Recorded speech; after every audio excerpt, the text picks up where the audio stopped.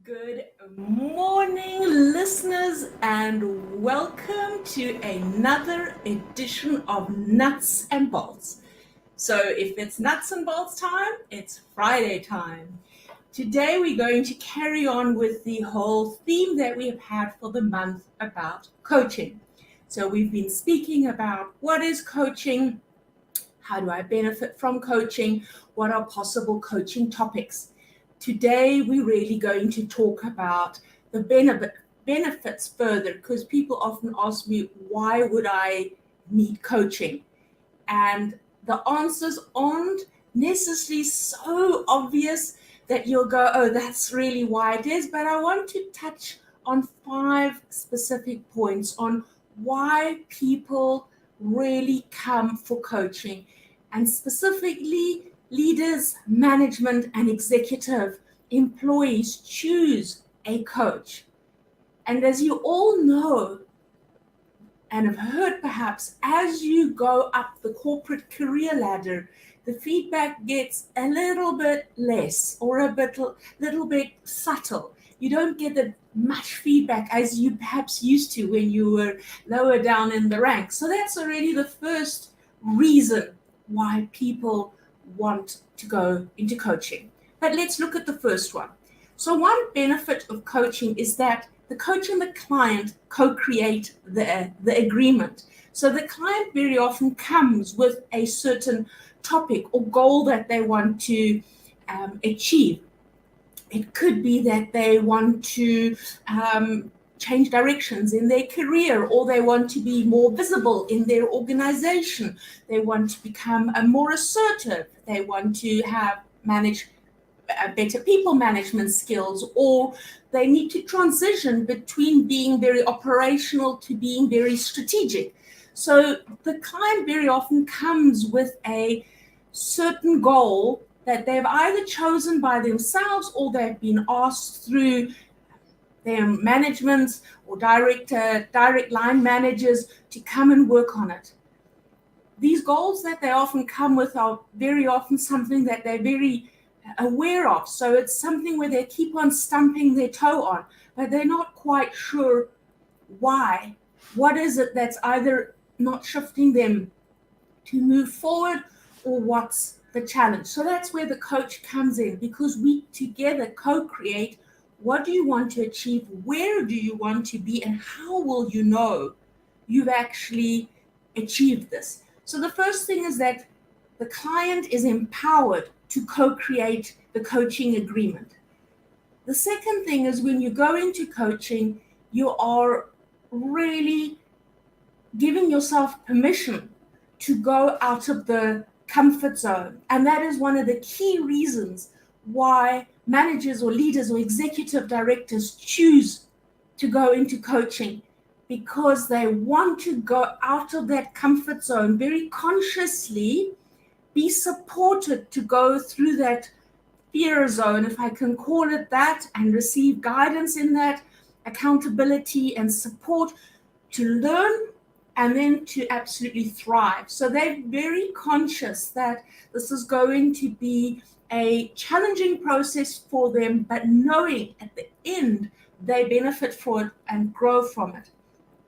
And it's human nature that we just become complacent sometimes, we settle down, we just get into that comfort zone. We've either done the work long enough, we know the skills, we know the competencies, and we just feel sometimes like we're not on our A game anymore. We can't maybe pinpoint it. And it's exactly that, where you choose a coach and go, I'm in this comfort zone, I'd like to get out of it, I don't like it, I want to stretch myself a bit more, and I'm aware that I can't do it on my own.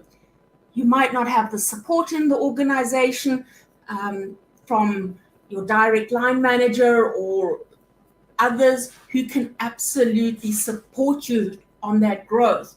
And here comes the second point. The reason is that people go into coaching is that they receive non-judgmental feedback or observations. If you choose somebody in your surrounding area to mentor you or to give you feedback or input, they often come with a level of a bias or a judgment or a prehistoric information.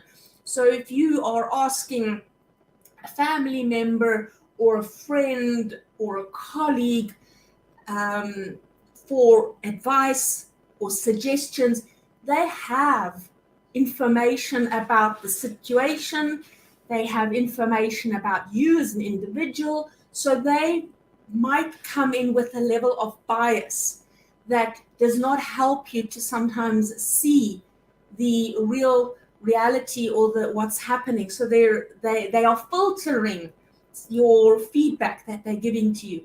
Whereas a coach removes that and remains absolutely neutral.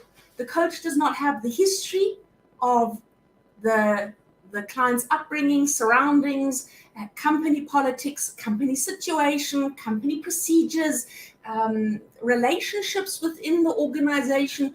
So the coach wears a very special lens of really observing what they are hearing in a coaching session and then endeavor to find the links between patterns of words, of thinking, of behavior, and feeding that back to the client.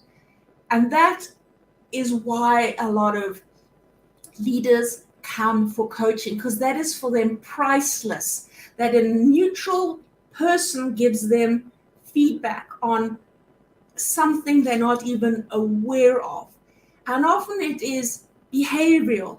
They're not even aware that they might come across a certain way when they talk. And it's not their intent to do it, or that they use certain language, which is perhaps sending mixed messages for the recipient. It could be a body language, certain use of terms, and so it goes. So that is really where coaching becomes absolutely priceless, is on the observation and then providing that feedback, but always checking that the feedback lands for the client. So we've co-created the agreement, which was number one. We've done observations, which is number two. We've spoken about feedback with the whole core emphasis of really growing the individual. Another reason why managers, leaders, and executives come to coaching is that this is their very special time for them to really reflect, to brainstorm, to go inward and think about concepts, decisions, and talk through it. And it might sound very strange, but we all know that life gets very busy and we don't take the time to really sit down and qualitatively think about something properly. We often think about things on the run, on the fly, we make decisions, but have we thought about it from all decisions and angles? And because they have so much responsibility, either strategically or with their clients or with their teams, their decisions are really, really very important. And coaching helps the client to sit down and articulate what their challenge is, why it's a challenge for them, and where they are really stuck in this. So really pinpointing where the bottleneck is perhaps happening in this decision, in this process, and just alone for them to be able to articulate it, to name it, to think through it, and then to brainstorm it and really apply themselves and reflect on it is, again, a priceless component. And I know you might be saying, wow, can't you do that on your own? I mean, can't you just close the door or book out time in your calendar and literally just sit down and reflect by yourself, take a piece of paper and draw some mind maps or do that? And the challenge is we often can do that. We don't do it because something always gets in the way. But if you have an appointment with yourself, because that's what you're doing when you're going into a coaching relationship. You have an appointment with yourself, and you're giving yourself permission to be vulnerable, and you're giving yourself permission to explore a new, unique solution. But what you're also doing is you are giving the coach the empowerment to ask you questions that perhaps you either have not had the courage to ask yourself, or you've consciously not asked yourself or sidestepped them. But the coach can very quickly pick up on where your challenges is, or ask you quite directly. And because you have to answer the question, you are definitely reflecting and going deeper. And the biggest challenge is when we are conflicted with our decisions, is that there is a disalignment between value system. So there is a disalignment between what we cognitively know we should be doing, so that's the answer, but emotionally, or on a heart level, if I can call it that, our values do not agree with it, and that creates a conflict. And we have to weigh, like a tug of war, which way are we going to go, because we're often between a rock and a hard place. So that is the fourth reason why many leaders and managers come for coaching. And the fifth one is that between coaching sessions, there is a concept of introspection. So they'll either introspect about the coaching conversation. There might be a question that they are not able to answer in the coaching session, which is very, very common and happens most of the times, where the client says, just hold on, I need to write this question down, and I actually need to think about this question further because I'm not able to answer it, but I do feel it is important that I'm able to answer it. So they, over the coaching period between the next meeting or next session, which could be a week or 2 weeks, they ponder on that question. They go inward and again introspect. They might even choose to discuss it with another person to get more insight on it. But also the introspection involves that they very often decide to choose to do something. They might decide to practice a certain thing, be that they are going to engage in a meeting, have the courage to have a conversation, collect feedback from others around them to test if their perception of themselves is correct, or the perception of a situation is correct, or their perception of a colleague is correct, because sometimes our reality is, we get stuck in our reality and we only see certain things, and they choose to go wider and perhaps collect different data or information from their surroundings, which empowers them to make different decisions or get a different perspective on things. So that is the fifth item on why leaders and managers choose to go into coaching relationships. But there is always the intent to grow and to go out of their comfort zone, but they're doing it with a very conscious intent. So it's very different to going for training or a workshop or mentoring or other modalities where sometimes you are asked to go. Here you are choosing to go, and the more open and vulnerable the client is to actually explore and learn, the more beneficial the coaching session is for them. It's not a transactional process at all, where I want to work on this and these are the 5 steps to get there.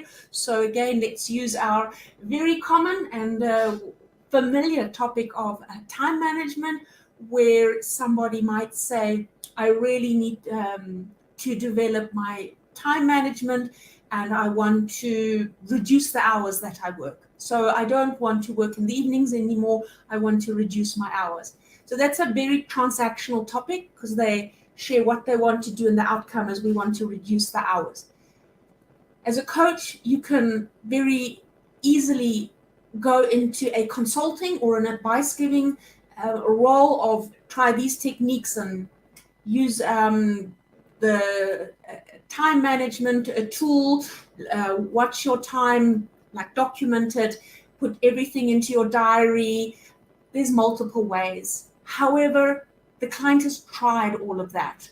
That is not why they're coming. There is an internal behavior, belief system, value, or assumption that is hindering them from not making or not working in the evening. And it could be something like that they want to be recognized, that they feel guilty if they don't, that they feel that they are obligated to, that they feel they're not adequate if they don't do the work, that they strive for perfectionism. So you can see those are very different topics. And that's where coaching then shifts into a transformational coaching relationship, where we look a lot at the values of a client, the strengths of a client, their belief systems, their assumptions that they've made, like what's created this reality for them, and coming back to the concept of not judging the client for it, because that is their reality. They've co-created this reality.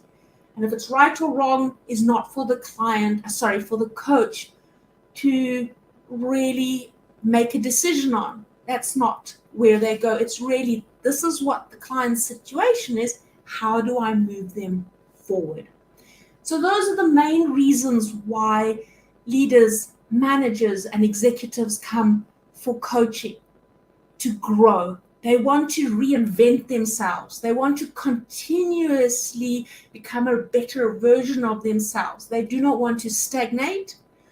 And it's not necessarily that they do it because of a CV improvement or a career growth. It's very often an internal self-actualization desire to just be better, to be a better version of what they were yesterday or last month.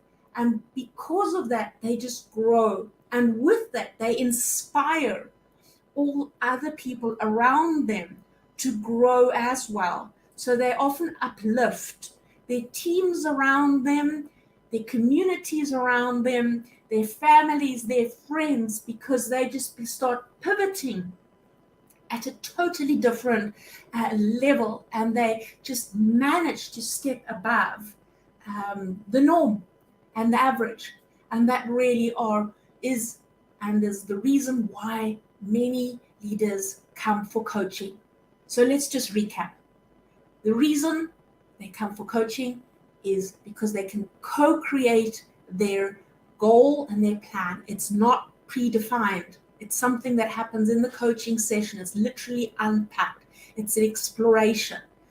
Then they receive non-judgmental, bias, feedback, and observation from the coach. I mean, it's like you watching yourself on Zoom.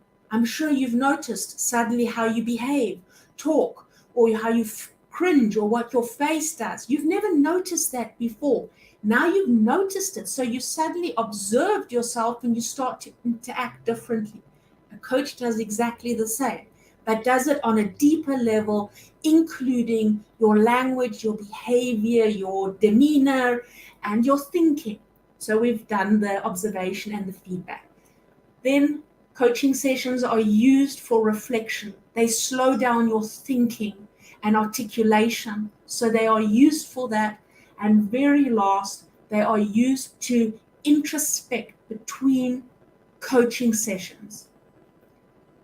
Very often, clients grow slowly during coaching sessions or programs. It's very often a 3, 6, or 9 months process. And the more the client decides to get involved in it and is committed and dedicated to it, the more they can see their own growth and development over that time period. So, nuts and bolts listeners, here we are at the end of today's session. And next week, we'll talk about a coaching process that you can actually get an idea. How does the coaching process really happen? How does it go about? What are the different processes or stages? So we'll be talking about that. And I look forward to seeing you then. Wishing you a phenomenal Friday. Take good care, stay blessed, stay healthy, and look after yourself. Take care and goodbye.